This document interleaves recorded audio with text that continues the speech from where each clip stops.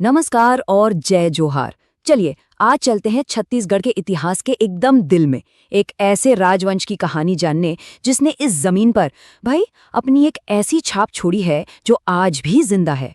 ये जो नंबर दिख रहा है 741, ये सिर्फ एक नंबर नहीं है, ये है साल। पूरे 741 साल। जरा सोचिए, 7 सदियों से भी ज्यादा। सवाल ये है कि आखिर कोई राजवंश इतने इतने लंबे समय तक शासन कर कैसे सकता है? तो इसका जवाब है कलचुरी राजवंश। जी हाँ, बिल्कुल सही सुना। 1000 ईस्वी से लेकर 1741 तक, मतलब पूरे 741 साल इन्होंने सिर्फ इस इलाके पर राज ही नहीं किया, बल्कि इसकी पूरी पहचान ही गढ़ दी। तो फिर ठीक है, चलिए शुरू करते हैं ये 741 साल का सफर। और इसकी शुरुआत कहाँ से होती है? उनकी सबसे शानदार रचना से, छत्तीसगढ़ की पहली राजधानी रतनपुर। एक बात समझनी होगी, कलचुरी सिर्फ जीतने वाले राजा नहीं थे, वो निर्माता थे, बिल्डर्स थे। उन्होंने एक बिखरे हुए से इलाके को एक पहचान दी, एक सेंटर दिया और बनाया एक नया भव्य शहर जिसका नाम था रतनपुर। इस टाइमलाइन को देखिए जरा, ये उनकी दूरदृष्टि की कहानी कहती है। सन 1000 में उन्होंने प्रशासन शुरू किया, लेकिन असली गेम चेंजर मोमेंट आया 1045 में, जब राजा रत्नदेव प्रथम ने एक नई राजधानी की नींव रखी। और कमाल की बात तो सुनिए, सिर्फ 5 साल के अंदर 1050 आते आते न सिर्फ शहर खड़ा हो गया, बल्कि उसका जो आध्यात्मिक दिल था, यानी महामाया मंदिर, वो भी धड़कने लगा था। पता है, रतनपुर को टंकियों का शहर भी कहते थे, और ये नाम ऐसे ही नहीं बढ़ा, ये उनकी कमाल की इंजीनियरिंग का सबूत है। सोचिए, उस जमाने में जब पानी का मैनेजमेंट एक बहुत बड़ी चुनौती थी, उन्होंने एक ऐसा जबरदस्त सिस्टम बनाया जिसने शहर को खुशहाल बना दिया।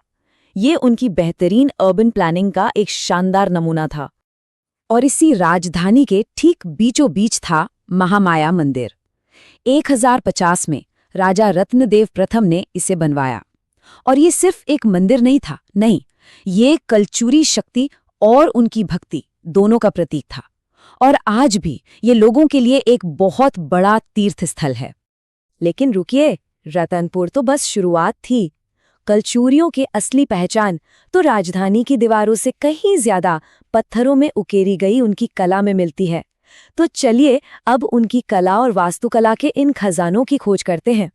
अच्छा, एक कल्पना कीजिए जहां 2 पवित्र नदियां मनियारी और शिवनाथ आपस में मिलती हैं। उस संगम पर क्या हो सकता है? वहीं उसी पवित्र जगह पर हमें मिलती है कलचुरी कला की एक और बेमिसाल निशानी, तालाग्राम। और तालाग्राम में जो चीज मिलती है ना, वो वाकई अविश्वसनीय है। ये है रुद्र शिव की प्रतिमा, पूरी दुनिया में अपनी तरह की इकलौती। इसे विलक्षण शिव भी कहते हैं। जानते हैं क्यों? क्योंकि इनका पूरा शरीर 11 अलग अलग जीवों के रूपों को मिलाकर बनाया गया है।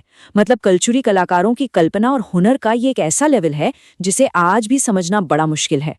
चलिए अब यहाँ से हमारा अगला पड़ाव है मल्हार। ये जानना जरूरी है कि मल्हार का ही पुराना नाम था प्रसन्नपुर, जिसे राजा प्रसन्नमात्र ने बसाया था। और ये शहर भी कलचुरी काल में कला और धर्म का एक बहुत बड़ा सेंटर था। और मल्हार वो जगह है जहां भारतीय पुरातत्व की एक बहुत ही बड़ी खोज हुई। यहाँ पर भारत की सबसे पुरानी 4 भुजाओं वाली विष्णु प्रतिमा मिली, और वो भी अभिलिखित। अभिलिखित का मतलब है जिस पर कुछ लिखा हुआ हो, और ये लिखावट इसे एक पक्का ऐतिहासिक सबूत बना देती है। सच कहूं तो ये खोज इतनी जरूरी है कि इससे इतिहास के कई पन्ने दोबारा लिखे जा सकते हैं। ये चार्ट देखिए, ये दिखाता है कि मल्हार कितना सांस्कृतिक रूप से अमीर था। यहाँ सिर्फ विष्णु की मूर्तियां ही नहीं मिली, बौद्ध और जैन धर्म से जुड़ी कलाकृतियां भी हैं, और पातालेश्वर महादेव जैसा शानदार मंदिर भी है। तो इससे क्या पता चलता है?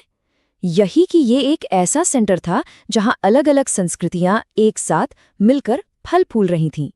तो हमने रतनपुर का शानदार निर्माण देखा, तालाग्राम की अद्भुत कला को समझा।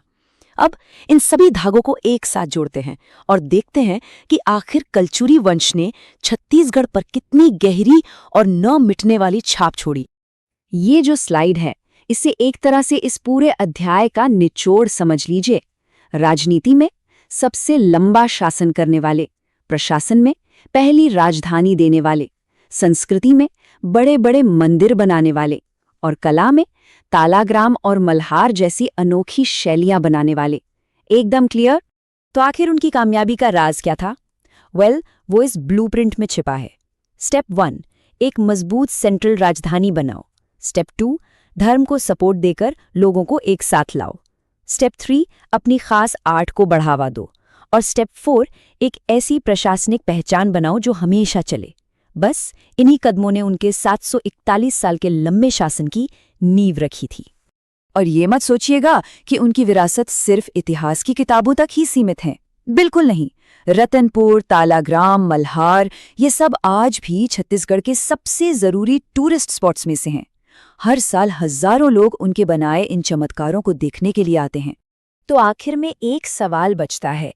एक ऐसा राजवंश जिसने 700 से भी ज्यादा सालों तक सिर्फ निर्माण किया, वो हमें आज क्या सिखा सकता है? कुछ ऐसा बनाने के बारे में जो सच में टिकाऊ हो, जो स्थायी हो। एक ऐसी विरासत जो समय की हर परीक्षा को पास कर जाए। इस पर सोचिए।